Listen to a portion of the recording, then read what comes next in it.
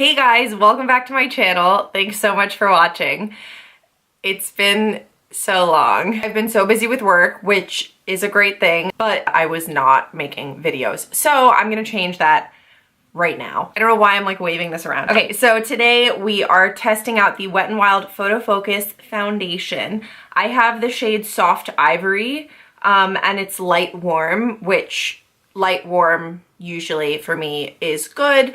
It definitely seemed more yellow than some of the other shades, but if I hold it up next to my shade of NARS Sheer Glow, you can tell it's a little bit more neutral, which is fine. We're just gonna make it work. I have bronzer. So it is $148 right now. Basically, I'm gonna put it on and then finish my makeup and give you guys like my very raw first impression, and then I'm gonna go about my day and check in throughout the day. I've seen a lot of people raving about this. I have also seen a couple of reviews saying that it gave people little bumps on their skin, and I am prone to congestion and acne, so I'm not excited about that prospect, but we'll definitely see. So it has this little spatula thing. I'm going to just dispense it onto the back of my hand, and the color looks all right. The girl in the thumbnail of their promo video was using a flat foundation brush. I'm gonna try it two ways for you guys. In the spirit of keeping all of this affordable, I'm going to use one of my favorite foundation brushes, the Real Techniques Expert Face Brush, and then the Real Techniques Miracle Complexion Sponge on the other side of my face. So I'm going to take it with the brush first. And this is kind of a good day for me to be trying out a foundation because my skin has a little bit of pigmentation and a little bit of texture, but it's not terribly broken out, so we're kind of giving the foundation a fair chance. Okay, right off the bat, it smells weird. It smells like house paint. I don't know if I like that. The color is a little bit too light for me, but it's okay. We're gonna make it work. Okay, so with the brush, it's definitely grabbing onto my texture. I prepped with like my normal moisturizer that I know works well underneath foundation. Not too bad. Obviously, I would say it has a light to medium coverage. I don't know if you guys can tell, but I definitely have some hyperpigmentation. So now I'm applying it with the sponge. Okay, so I like it better how it applied with the sponge. And part of that is definitely the application method. You dab with a sponge, and textured skin, if you buff over it, it's not gonna look so hot, but I do have foundations where I can use a brush over my textured skin and it still looks good. So now that I know that I prefer it with a sponge, I'm going to do another layer all over my face with the sponge. So this foundation on the Wet n Wild website is $6. So the claims with this foundation is that it was tested under 7 different lighting conditions and it's very photo ready. That you're not gonna get flashback. I will take a flash photo to test, you know, whether I get flashback. The foundation is a tiny bit light for me, so it's gonna be a little bit difficult to tell, but I can kind of tell the difference between flashback and like a foundation that's half a shade too light. You know what, after adding a second layer, the coverage really isn't that bad. I would call this like a demi-matte finish. You know what, I really kind of like this. My favorite foundation of all time in terms of how it makes my skin look is NARS Sheer Glow. I feel like it blurs my texture. It has like a nice demi-matte finish, and if I powder it, it looks pretty good throughout the whole day. That foundation is $45. But you know, do I like this foundation better than some high-end foundations? I would definitely say yes. I don't think it's gonna be like my new holy grail or anything, but I definitely like the way it looks. Like I definitely will feel confident leaving my house in this. I've seen people online saying it has like a semi-luminous finish, and I don't think that's true because my T-zone is usually very shiny after I do my foundation, and it's not. It's quite matte. So I kind of like that, actually. Like, I'm also testing out an Hourglass foundation right now. That was like $60, and I will do a review on that later when I'm done testing it out, but my initial reaction was like, ugh, I don't like this. And then I was like, well, I kind of do like it. Like, it looks very natural. But I feel like I got a similar effect with this foundation. So yeah, it's just making me feel like, why would I pay $60 for a foundation that would be like a natural everyday foundation. You know what I'm getting at? So for the price, I'm really liking this so far. So I'm going to set my T-zone and under my eyes with a product that I know works for this. It's the Bare Minerals Perfecting Veil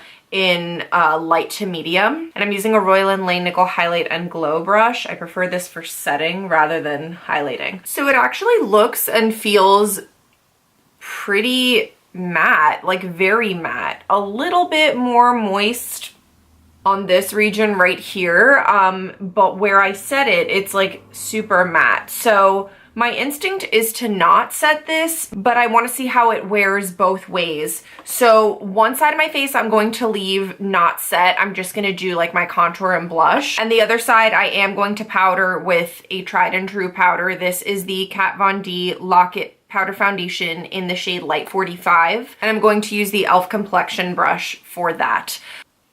And now I'm gonna go ahead and finish my makeup. Okay, the rest of my face is on. If you're curious as to what is on my lips, hopefully it's not also on my teeth. I use the Milani retractable lip liner in Sugarplumb, the also Wet n Wild Mega Last Liquid Catsuit in the shade Goth Topic, the Anastasia lip gloss in Venom. I love this combo so much. Like, I did these eyes and wore this jacket so I could wear like this lip. Do you ever do that? I just realized something. I didn't use any concealer.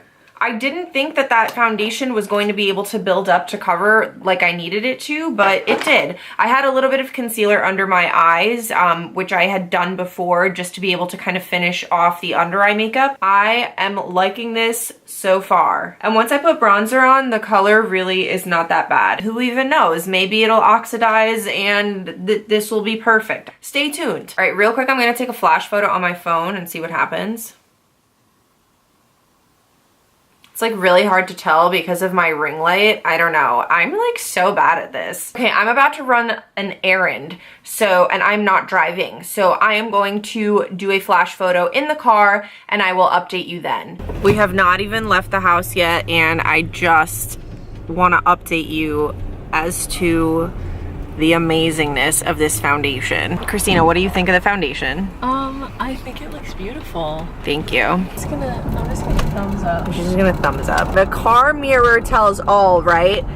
And normally I look in the car mirror and my reaction is like, ugh. Because like my foundation will be like oxidizing. But maybe this is what's going on, everyone. Maybe I'm actually whiter than I think I am. It's fine. This foundation matches me perfectly in the car mirror. It looks full coverage. I feel pretty. This was tested under 7 different lighting conditions. They boast about the rigorousness of the testing with this foundation. So, I mean, but photos always look really good outside, right? So I'm gonna do this again later, like in the dark, so you can see, but just for the hell of it. All right, flash is on. Oh my gosh, here we go. Looks pretty good. It is 2:41. It has been an hour since I first applied the foundation and it's doing great. I will check in, take a flash photo in a different lighting condition. See you in a bit. Mwah. Hey everyone, I'm back with another check-in. I definitely can see my texture a little bit more than like with my favorite foundation, NARS Sheer Glow. It's a little bit tacky where I didn't set it, but it's not getting shiny, like it has stayed matte. I think the next time I'll be back is a final check-in to give you my final thoughts, who I would recommend this for, whether I would recommend it at all. Spoiler alert, I love it. It doesn't feel like it's clogging my pores yet. Obviously I will keep you updated. And yeah, I'll talk to you soon. Hey everyone, I'm back for a final check-in. The time is now 10:43, so it's either been 9 or 10 hours and I have not repowdered. Even the side that I didn't powder doesn't look super shiny. It maybe feels a little bit tacky compared to the other side, but it lasted really well. It didn't patch off or get greasy looking or anything, so I feel like it still looks super fresh. So this is a selfie that I took with flash. It definitely looks shiny and a little bit lighter than my skin tone in the photo, but again, I think this foundation might be a hair too light, but I don't know. It doesn't look like that cute, honestly, in the photo. But I took pictures with this camera. I'll have one inserted right here so you can see with the flash at night. And it honestly, it looks beautiful. Yeah, would I recommend this foundation? Totally. I feel like for the price, you can't beat it. Like, so another drugstore favorite of mine is the Milani Conceal and Perfect. This is a little bit more luminous than this, and this one is a little more affordable. If you have drier skin, I would go more for this one. But I would say that they can kind of be built up to the same level of coverage. So I will definitely be reaching for this on the regular. I don't know if you can find all the shades in store, but it looks awesome. Like online, these are all the shades, which for a drugstore foundation is amazing. I love the packaging. I think it's very sleek. I like glass bottles. The only thing I would have to say, if I'm being nitpicky, is I don't think this is like super sanitary. I'd rather have a pump, and with an airtight pump, you also preserve the foundation. You prevent it from oxidizing. Like if you have a foundation for too long, the color will change over time because it keeps hitting oxygen. That being said, I think I'll go through this pretty quickly because I'm planning on using it. And for $6, I don't mind repurchasing it if I find that it has oxidized. It is cruelty-free, which is important to me. And it feels a little bit tacky, like I mentioned before. So far, I don't feel like I've gotten any bumps from it, like any pimples or little areas of congestion. I feel like my skin still feels pretty clean with it on, but I will definitely update you if I feel like it is breaking me out, because most foundations, if I wear them consistently, will break me out. So I'm hoping that this is an exception and I found like a new good everyday foundation. If you have very dry skin, you might not like it, but you know, it's worth a try for the price. If your skin is super moisturized and you don't mind a matte finish, then I think maybe you would still like it because it's not drying. It just looks very matte. So yeah, that is it. Thank you so much for watching. Please don't forget to subscribe and follow me on Twitter and Instagram at CatEyeSophie so you don't miss any more looks or beauty tips from me. And otherwise, I will see you in my next video. Bye!